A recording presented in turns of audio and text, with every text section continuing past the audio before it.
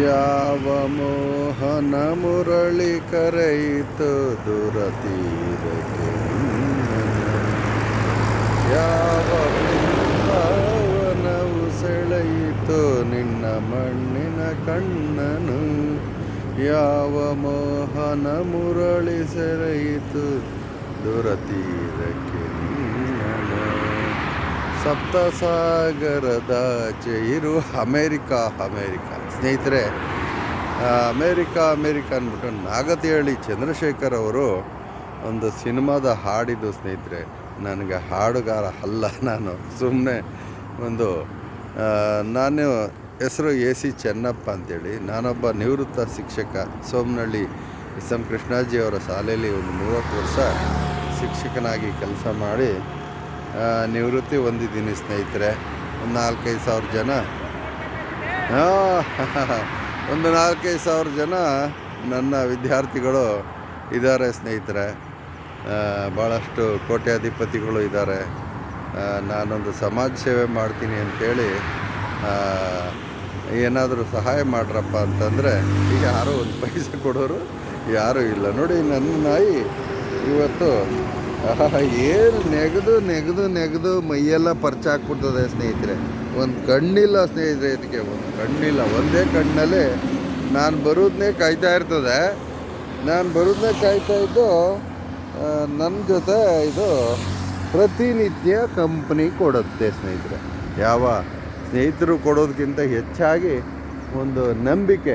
ಈ ನಂಬಿಕೆ ಇಲ್ಲ ಏನೋ ನಮ್ಮ ಸಿಂಡಿಕೇಟ್ ಬ್ಯಾಂಕ್ ಅಂತ ನಾನು ಒಂದು ಅಲ್ಲೇ ಸಂಬಳ ನಮಗೆ ಸೋಮನಹಳ್ಳಿಲಿ ಸಿಂಡಿಕೇಟ್ ಬ್ಯಾಂಕ್ ಅಂತಿತ್ತು. ಅಲ್ಲಿ ನಾನು ಮನೆ ಕಟ್ಟೋದಕ್ಕೆ ಸಾಲ ತಗೊಂಡಿದ್ದೆ ಸ್ನೇಹಿತರೆ. ಒಂದು ಸಣ್ಣದಾಗಿ ಟೀಚರ್ಸ್ ಕಾಲೋನಿಯವ್ರಿಗೆ ಒಂದು 30-40 ಮನೆ ಕಟ್ಟಿದ್ದೀನಿ, ಸಾಲ ತಗೊಂಡು ಕಟ್ಟಿದ್ದೀನಿ. ಸೊ ಇದು ನಾಯಿ ನೋಡಿ ನೀಯತ್ತು ಬಡ್ಡಿ ಮಗಂದವ್ರ ನಾಯಿ, ನೀಯತ್ತಿನ ನಾಯಿ ಅನ್ನೋದಕ್ಕೆ ಏನೋ ಇದನ್ನು ಸಂಕೇತವಾಗಿ ನಮ್ಮ ಸಿಂಡಿಕೇಟ್ ಬ್ಯಾಂಕ್ನವರು ನಾಯಿಯನ್ನು ಸಂಕೇತವಾಗಿ ತಗೊಂಡಿದ್ರು. ಅದು ಸಿಂಡಿಕೇಟ್ ಬ್ಯಾಂಕ್ನ ಸಂಕೇತ ನಾಯಿ ಅಂತಕ್ಕಂಥದ್ದು ಸ್ನೇಹಿತರೆ. ನಿಜವಾಗ್ಲೂ ನಿಯತ್ತಿಗೆ ಹೆಸರುವಾಸಿಯಾಗಿರ್ತಕ್ಕಂಥ ನಾಯಿ.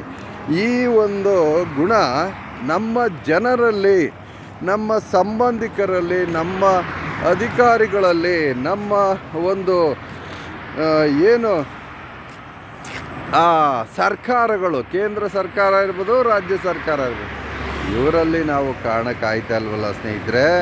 ಅಧಿಕಾರಿಗಳು ತಮ್ಮ ಮಟ್ಟದಲ್ಲಿ ಕೆಲಸಗಳನ್ನು ನಿಯತ್ತಾಗಿ ಮಾಡ್ತಾರೆ. ನೋಡಿ, ಇದು ಮಾನ್ಯ ನಿತಿನ್ ಗಡ್ಕರಿ ಅವರು ಇದನ್ನು ಕೆಲಸವನ್ನು ಅವರ ಅಳಿಯಾರು ಮಾಡಿರ್ತಕ್ಕಂಥ ಕೆಲಸ ಅಂತ. ಇದು ದಿಲೀಪ್ ಬಿಲ್ಡರ್ಸ್ ಅಂತೇಳಿ ಬೆಂಗಳೂರು ಮೈಸೂರು ಹೆದ್ದಾರಿ ಸ್ನೇಹಿತರೆ. ಇದು ನಾನು ಇಲ್ಲಿ ಪ್ರತಿನಿತ್ಯ ನನ್ನ ವಾಕನ್ನು ಮಾಡ್ತಾಯಿರ್ತೀನಿ, ಹಂಗಾಗಿ ಇದನ್ನು ನಿಮಗೆ ತೋರಿಸೋ ಭಾಗ್ಯ.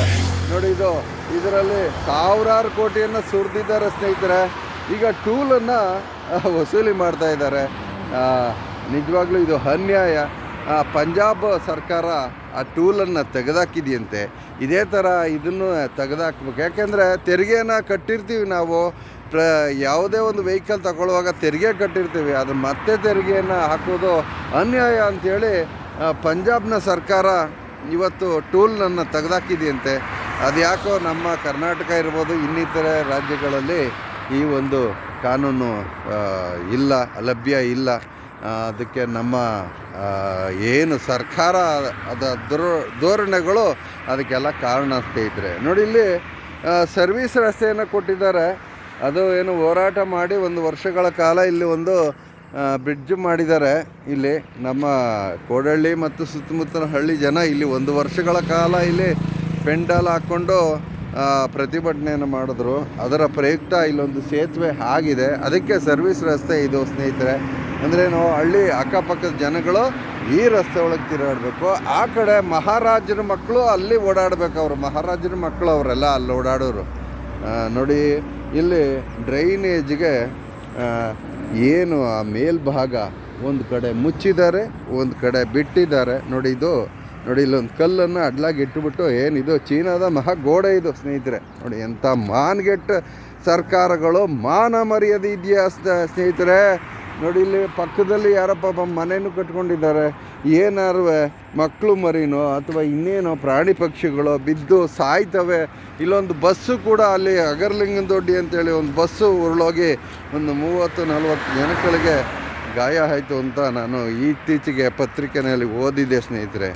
ನಾನು ಅಷ್ಟೋ ಇಷ್ಟೋ ಪತ್ರಿಕೆ ನೋಡ್ತಾ ಇರ್ತೀನಿ. ನಾನೊಬ್ಬ ನಿವೃತ್ತ ಶಿಕ್ಷಕ, 30 ವರ್ಷ ಸೇವೆ ಮಾಡಿದ್ದೀನಿ. ನನಗೆ ಅದೇ ಬಹಳಷ್ಟು ಖುಷಿ ಇದೆ. ಅದು SM ಕೃಷ್ಣಾಜಿಯವರ ಶಾಲೆಯಲ್ಲಿ ಪಾಠ ಮಾಡೋ ಪುಣ್ಯ ಸಿಕ್ಕಿದ್ದು ನನಗೆ ನಿಜವಾಗ್ಲೂ ನನ್ನಂಥ ಭಾಗ್ಯವಂತ ಯಾರೂ ಇಲ್ಲ ಅಂತ ಹೇಳ್ಬೋದು. ನಮ್ಮ ಇಡೀ ಭಾರತ ದೇಶಕ್ಕೆ ಖ್ಯಾತಿಯನ್ನು ತರುವಂತಹ ಅಂಥ ಮಹಾನ್ ವ್ಯಕ್ತಿ ಮಾನ್ಯ SM ಕೃಷ್ಣಾಜಿಯವರು ಇಡೀ ವಿಶ್ವವೇ ಬೆಂಗಳೂರು ಕಡೆಗೆ ನೋಡುವಂತೆ ಕೆಲಸ ಮಾಡಿದರು. ಆಗ ಅಮೇರಿಕದ ಅಧ್ಯಕ್ಷ ಬಂದರೆ ಬೆಂಗಳೂರಿಗೆ ಬಂದು ಆ ನಂತರ ಡೆಲ್ಲಿಗೆ ಹೋಗ್ತಿದ್ರಂತೆ. ಅವತ್ತು ಇದು ನಮ್ಮ ಬೆಂಗಳೂರು ಅಂತಾರಾಷ್ಟ್ರೀಯ ವಿಮಾನ ನಿಲ್ದಾಣ ಆಗಿರಲಿಲ್ಲ ಸ್ನೇಹಿತರೆ. ನೋಡಿ ಎಂಥ ಖ್ಯಾತಿ, ಎಷ್ಟು ಸಾವಿರ ಕಂಪನಿಗಳನ್ನು ಅವರು ತರುವುದರಲ್ಲಿ, ಬೆಂಗಳೂರಿಗೆ ತರುವುದರಲ್ಲಿ ಯಶಸ್ವಿಯಾಗಿದ್ದರು. ಅವರು ಎಕ್ಸ್ಪೋಗಳನ್ನು ಮಾಡ್ತಿದ್ರು. ಅವರು ಒಂದಷ್ಟು ಎಕ್ಸಿಬಿಷನ್ಗಳನ್ನು ಮಾಡಿ ಏನು ಹೊರ ರಾಜ್ಯಗಳಿಂದ ಹೊರ ದೇಶಗಳಿಂದ ಕಂಪನಿಗಳು ಬರುವಂತೆ ಮಾಡಿದವರು. ಮೂಲತಃ ನಿಜವಾಗ್ಲೂ ಅವ್ರನ್ನ ಯಾರೂ ನೆನ್ಕೊಳ್ಳುವಂಥ ಜನ ಇವತ್ತು ಇಲ್ಲ ಸ್ನೇಹಿತರೆ. ಇವತ್ತು ದೇಶದಲ್ಲಿ ನಿಜವಾಗ್ಲೂ ನಮ್ಮ ಮಕ್ಕಳಿಗೆಲ್ಲ ಕೆಲಸ ಸಿಕ್ಕಿದೆ. ಅಮೇರಿಕನ್ ಕಂಪ್ನಿಗಳು ಕೆಲಸ ಮಾಡ್ತಾ ಇದ್ದಾವೆ. ಹಾಗಾಗಿ ಅವರು ಲಕ್ಷ ಕೋಟಿಗಟ್ಟಲೆ ಸಂಬಳ ತಗೊಳ್ಳುವಂಥ ನಮ್ಮ ಅಕ್ಕಪಕ್ಕದಲ್ಲಿರುವಂತಹ ಇಂಜಿನಿಯರ್ ಓದಿರುವಂಥ ವಿದ್ಯಾರ್ಥಿಗಳಿಗೆ ಕೆಲಸ ಕೊಡಿಸಿರುವಂಥ ಮಹಾನ್ ದಾತ ಇವತ್ತು ನಾನು ಅನ್ನ ತಿಂತಾ ಇರೋದು ಅಲ್ಲಿಂದಲೇ. ನಾನು ಒಬ್ಬ ಪೆನ್ಷನ್ ಹೋಲ್ಡರು. ನಾನು ಯಾವತ್ತೂ ಮರೆಯೋಕ್ಕಾಗಲ್ಲ. ಅವರು ಶಂಕರಣ್ಣ ಅವರ ತಮ್ಮ, ಅವರು 2019ರಲ್ಲಿ ತೀರ್ಕೊಂಬಿಟ್ರು.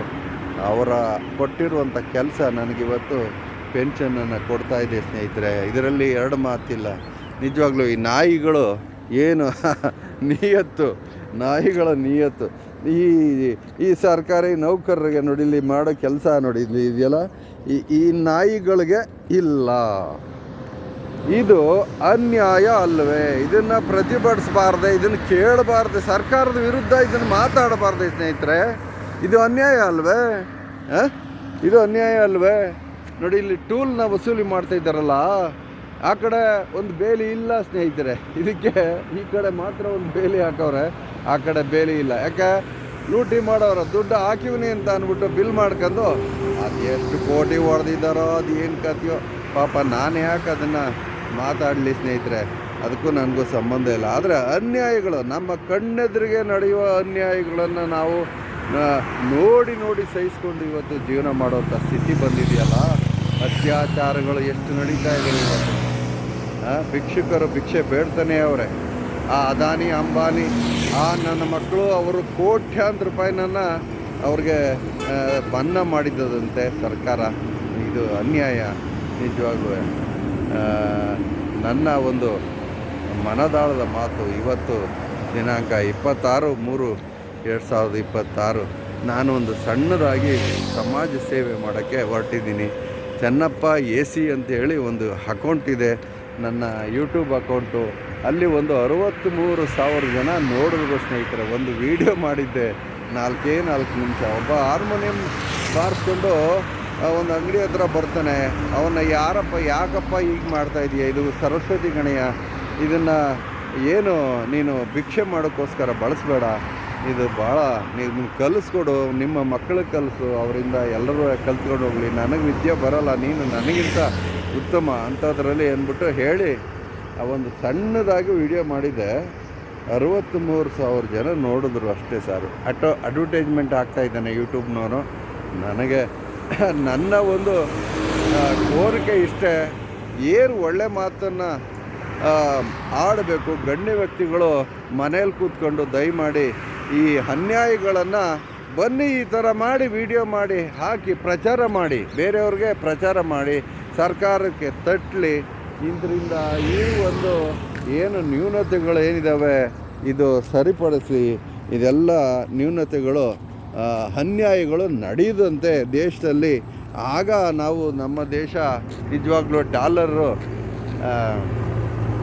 $1 $100 ಸಮ ಹಾಕ್ಬಿಡೋದು.